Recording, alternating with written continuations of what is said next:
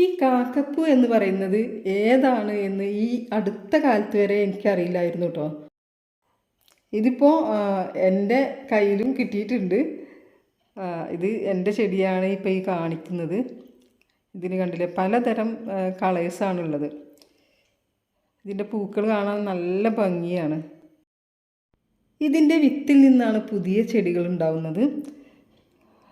ഈ ഒരു ചെടിയിൽ തന്നെ വിത്ത് ആയി തുടങ്ങിയിട്ടുണ്ട്. അതുപോലെ തന്നെ ഇനിയും ധാരാളം മൊട്ടുകൾ വിരിയാറായതുകൊണ്ട് ഈ ചെടിക്ക് കൂടുതൽ കെയറിങ്ങിൻ്റെ ആവശ്യമൊന്നുമില്ല.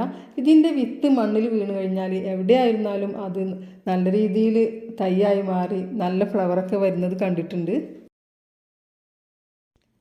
അപ്പോൾ ഈ ചെടി ഇഷ്ടമുള്ളവരുണ്ടെങ്കിൽ ഒന്ന് കമൻറ്റ് ചെയ്യുക.